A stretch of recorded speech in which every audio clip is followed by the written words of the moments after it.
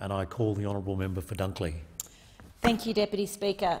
The Speaker before me made the assertion that Labor never talks about small business.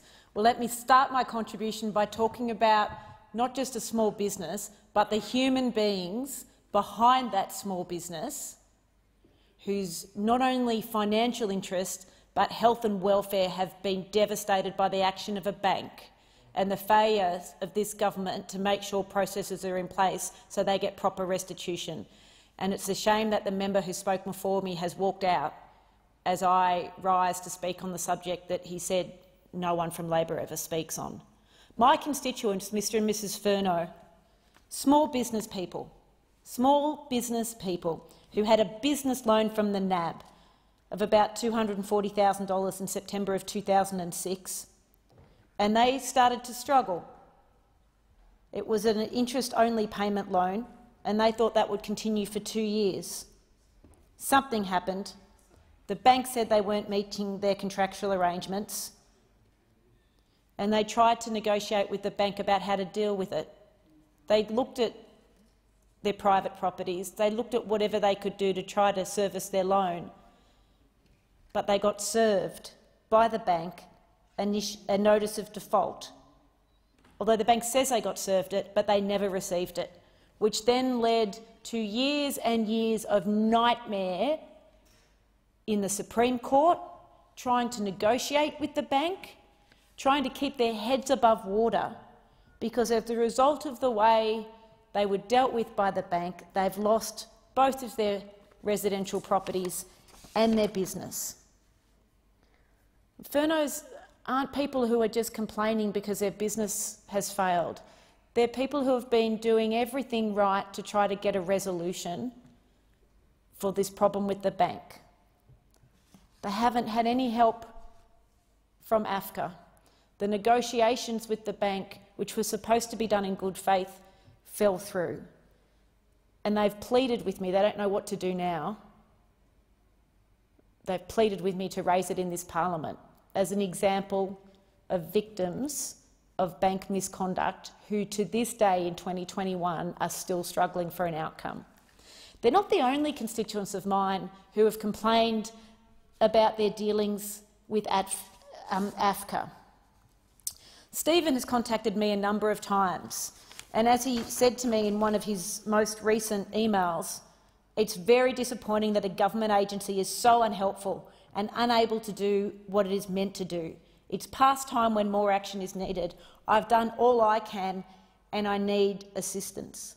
AFCA's caused a lot of extra work for all involved with significant delays.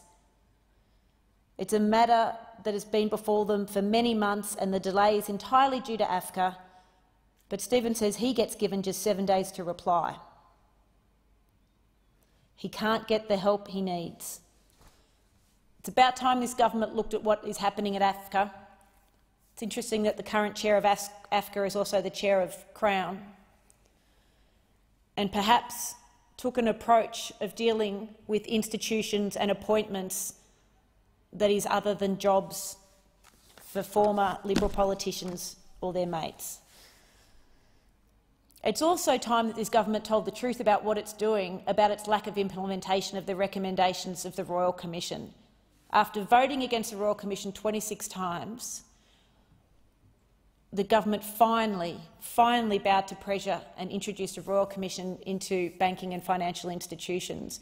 And I don't think anyone in Australia can forget the image of the Treasurer trying to shake Commissioner Hayne's hand when the recommendations were handed down, or his Academy Award-worthy performance of outrage at the way in which hard-working Australians had been treated by the banks, his scathing assessment of the bank's behaviour.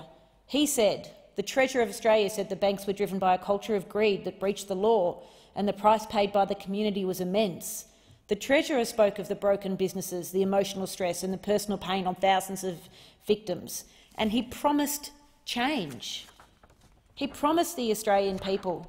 All you need to do is go to his website, have a look at his press release from the 19th of August 2019. The Treasurer said that the need for change is undeniable. He said that the community expects that the government's response to the Royal Commission would be implemented swiftly.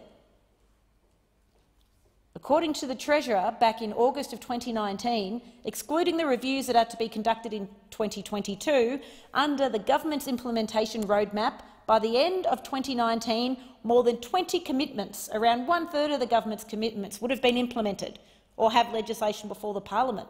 By the middle of last year, more than 50 commitments, close to 90% of commitments, in fact, the Treasurer said, will have been implemented or have legislation before the parliament. And by the end of 2020, the remaining Royal Commission recommendations requiring legislation will have been introduced.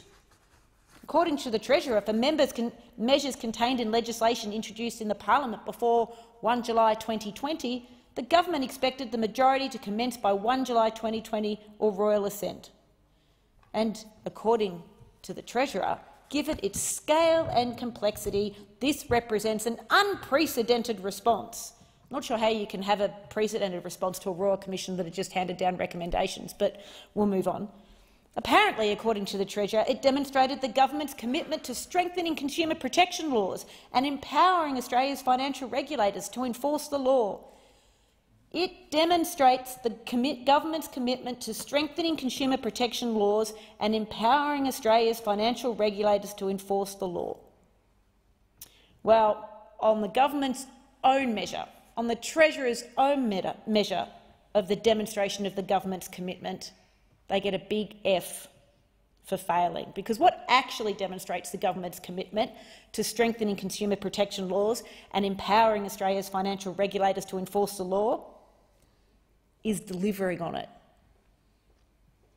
I know there was COVID. There was COVID. Doesn't everybody know there was COVID? Apparently that meant that this government, according to the member for Goldstein in his hyperbolic and tremendously loud contribution to this debate, apparently this meant the government was focused on other things. He didn't, apart from the things that this parliament supported and went through, like JobKeeper and JobSeeker and JobMaker, he didn't really say what else the government was focused on. Didn't, for example, highlight that government was focused on, doing the exact opposite of recommendation 1 of the Royal Commission, which is keeping the responsible lending laws. And apparently all of last year, for the times that the government didn't cancel Parliament and Parliament was actually sitting, the government was able to bring in legislation to establish an integrity commission for cheaters at university, because that was urgent, as opposed to an integrity commission for this parliament and the public service. So it could do that. They could bring in legislation which changed the fees for courses at universities, which has the impact of making it harder for students and young people from poorer families to go to university because they can't afford to leave with a $50,000 debt. The government could do that last year. It could introduce substandard environmental protection laws. It could introduce legislation which established a pale alternative to a royal commission into veteran suicides, which is what the defence community wants. It could introduce legislation to extend the racist cashless welfare card system onto more vulnerable Australian people. And this parliament could have 181 pieces of legislation introduced last year, including, of course, private members' bills, which, fair enough, by the standards of what the previous Labor government was able to do during the global financial crisis, is pretty poor, but could introduce 181 pieces of legislation, but couldn't focus on implementing the recommendations of the Royal Commission into banks and financial institutions. That's the real measure. That's the real measure of this government's commitment to making banks follow the law and to protecting Australian small businesses, Australian individuals who have been the victims of malpractice. And I just mentioned the member for Goldstein, and I know he's not in the chamber, but I'm sure he's sitting avidly watching my contribution. And I just wanted to put on Hansard. He noted that at one point during his contribution my shoulders were shaking, and it's true they were, but not for the reasons the member for Goldstein suggested. I was actually just trying to get the ringing out of my ears that was caused by the volume of his contribution. And I would suggest that, if it's possible, Hansard records that contribution. I've suggested previous speeches be recorded in capital letters. Maybe they want to put the one that was delivered today also in bold and italics. I don't know how you're going to record the hyperventilating in Hansard. I'll leave that up to the experts, though. So, look, this legislation does introduce reforms which are needed and which are supported. There is no doubt about that, and they are overdue, but it's good that they are happening now.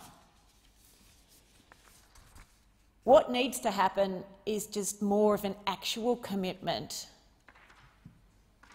to making sure that the horrific stories we heard from person after person after person who went before that Royal Commission and bared their lives and some of the most devastating experiences that they have ever had to go through, in the hope that not only they would get some recompense, but that it wouldn't happen to anyone else.